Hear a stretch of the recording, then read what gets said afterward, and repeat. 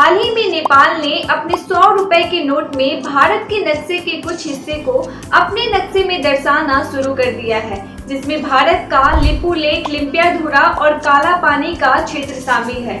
नेपाल, जिससे भारत का रोटी बेटी का संबंध माना जाता है, वो आखिरकार ऐसा क्यों कर रहा है। नमस्कार दोस्तों, मैं मीठी स्वागत करती हूँ आप सबका नेक्स्ट लेवल एकेडमी पे।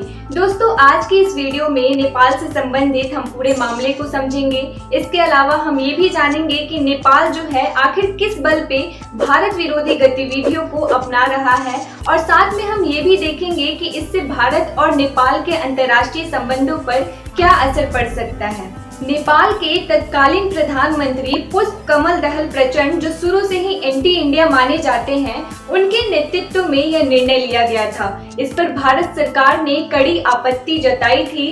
फिर भी हाल ही में नेपाल के बैंक ने इस नक्शे के साथ नोट को जारी करने की प्रक्रिया को आगे बढ़ा दिया है। रिपोर्ट में यह भी कहा गया है कि बैंक के द्वारा नोटों की छपाई 6 महीने से 1 वर्ष के बीच पूरी हो जाएगी। ये Nepali note Indonesia, Britain, Australia और फ्रांस जैसे देशों में छापे जा रहे हैं, किंतु बैंक ने यह नहीं बताया कि नए नक्शे वाले कितने नोट बाजार में आएंगे। वही भारत लगातार कहता आ रहा है कि ये तीनों क्षेत्र यानी कि काला पानी, लिम्पियाधुरा और लिपू लेक भारत का हिस्सा है। इस पर विदेश मंत्री जयशंकर प्रसाद ने भी कड़ी आपत्ति जताई है। इससे पहले भी मई 2020 में ओली सरकार ने एक नया राजनीतिक नक्शा जारी कर इन तीनों क्षेत्रों को अपने क्षेत्र में दिखाया था।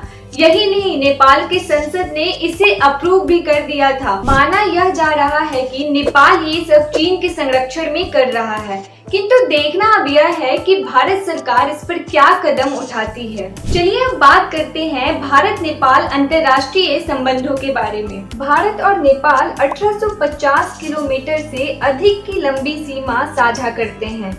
यह सिक्किम, पश्चिम बंगाल, बिहार, उत्तर प्रदेश और उत्तराखंड जैसे 5 भारतीय राज्यों से लगी हुई है। वर्ष 1815 में सुगौली की संधि हुई। इसके बाद नेपाल और ब्रिटिश भारत के बीच सीमा निर्धारित की गई थी। इस संधि के बाद भी इन क्षेत्रों की सीमा पर स्पष्टता नहीं रही और काला पानी, लिपू लेक, लिम्पियाधुरा पर विवाद बढ़ता ही रहा। नेपाल का दावा है कि ये क्षेत्र उसकी सीमा रेखाओं के भीतर आते हैं, जबकि भारत इसे उत्तराखंड के पिथौरागढ़ जिले का हिस्सा मानता है। वर्ष 1962 में भारत चीन युद्ध के बाद भी नेपाल ने लिपू लेक पर अपना दावा ठोका था। वर्ष 1981 में दोनों देशों की सीमाएं तय करने के लिए एक संयुक्त दल बना था, जिसमें 98% सीमा तय भी कर ली गई थी, लेकिन वह सफल नहीं हुआ। इसके अलावा वर्ष 2000 में नेपाल के प्रधानमंत्री गिरिजा प्रसाद कोइराला ने भारत के प्रधानमंत्री अटल बिहारी वाजपेयी से इस विवाद को बातचीत से सुलझाने का आग्रह भी किया था।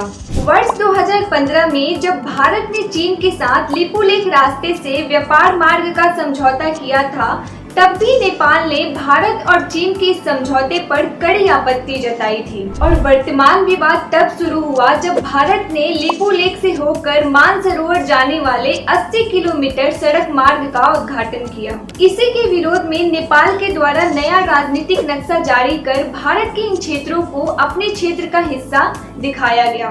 नेपाल के द्वारा यह उठाया गया कदम बहुत ही गंभीर मामला बनते जा रहा है और ये भारत और नेपाल के संबंधों पर प्रतिकूल प्रभाव डाल सकता है। इससे भारत और नेपाल के बीच स्थापित गहरे पुराने सांस्कृतिक और ऐतिहासिक संबंध भी टूट सकते हैं। किंतु देखना अब यह है कि भारत सरकार इस पर क्या कदम उठाती है। तो आशा करती हूँ कि आज की वीडियो आपको पसंद आई होगी। अगर पसंद आई है तो लाइक, शेयर और सब्सक्राइब जरूर करें।